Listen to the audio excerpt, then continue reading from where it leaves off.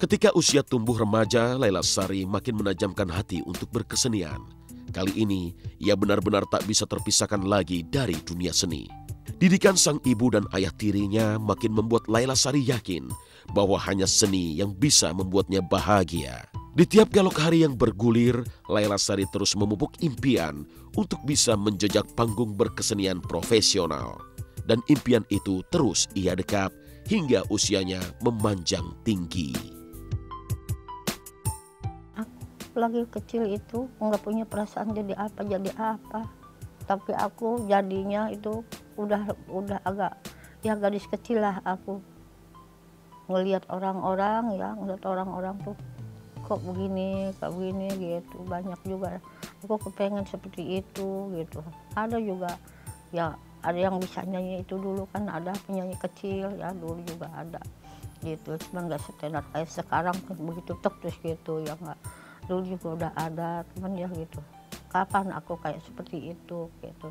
Tapi ternyata aku, karena ibu aku penyanyi keroncong ya, terus ayah kebetulan ayah tiri aku memang dia semuanya mainan-mainan kayak gitar, drummer, kayak bass dulu kan bassnya gede-gede ya, terus ada selo, kalau keroncong ada selonya, sama ada klarinetnya, trompetnya, altonya, sampai saksofon segala apa ya.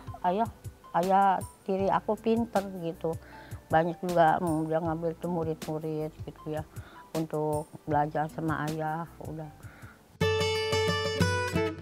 Bernyanyi bukan satu-satunya keahlian Laila Sari, karena sebenarnya ia juga mampu memainkan alat musik. Alat perkusi pun sanggup ditabuhnya dengan baik.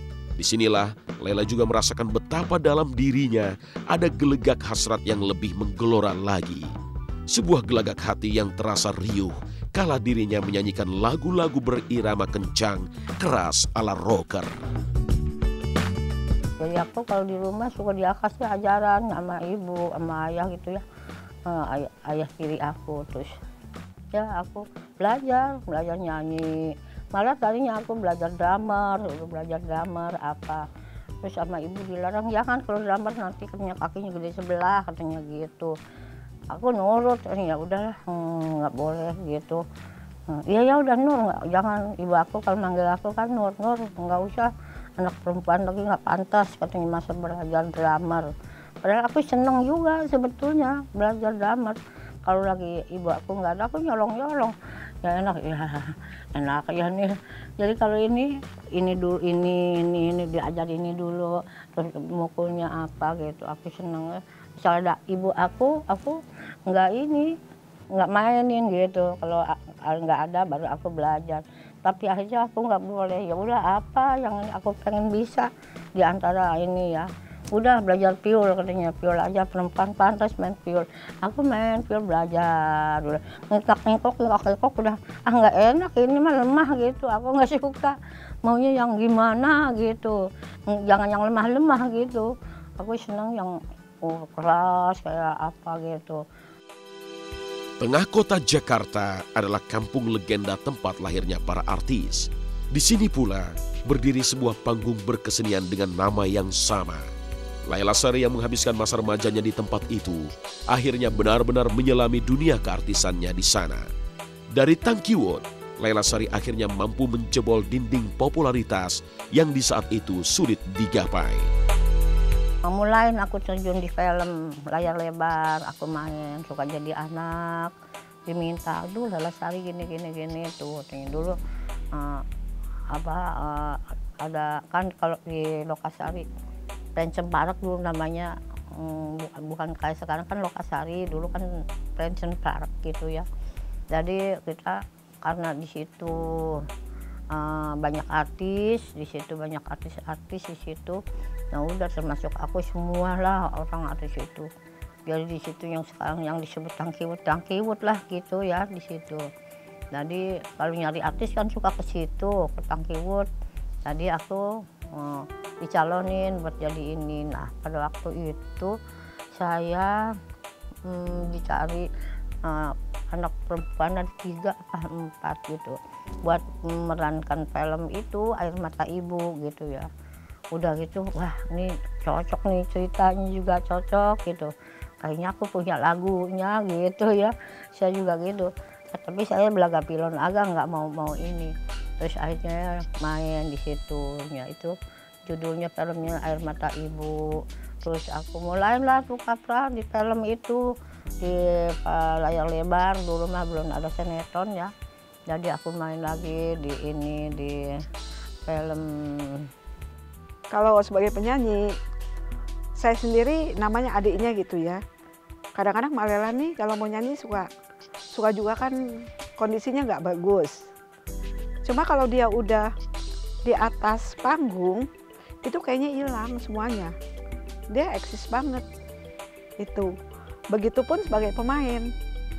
Mbak Lela itu biar dia udah tua, tapi saya sendiri salut lah itu. Di zaman itu, Tangkiwut tak ubahnya Hollywood kecil.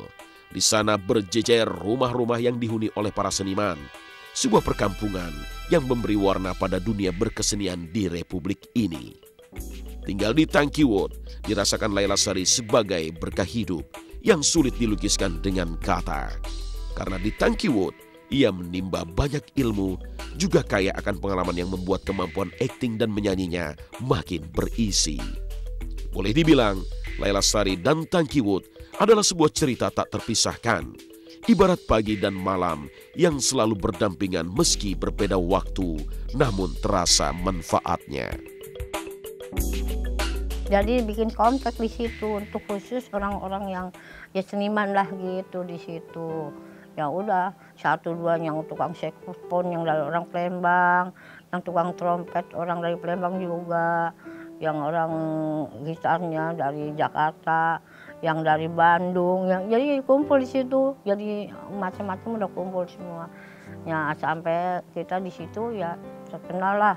Jadi kalau di mana-mana mau nyari pemain film gitu, yang tua-tua yang muda gitu, anak-anak sampai kecil gitu.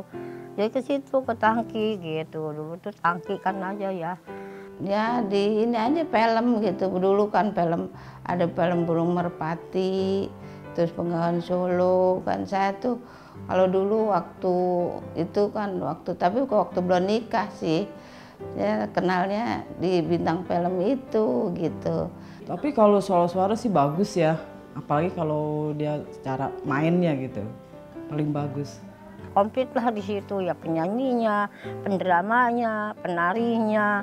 Pokoknya musiknya itu komplit, segala-gala komplit. Sandiwaranya juga seben-sebennya komplit gitu. Dulu mah panggilnya seben kan yang buat itu sandiwara. Jadi udah komplit semua. Nah kalau gitu di sini kan artis semua udah kita namain aja lah di sini Tangkiwut gitu. Kan ada Hollywood, sekarang Tangkiwut gitu diganti namanya.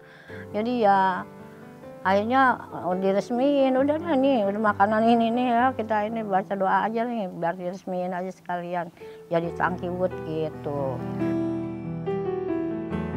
Kita dapat 3 tahun itu, kita nggak punya turunan ya gitu. Sampai aku izinin dia kawin lah gitu, untuk mencari supaya dapat turunan. Akhirnya dapat orang Cikampek, udah gitu ya udah, sama dia dapat.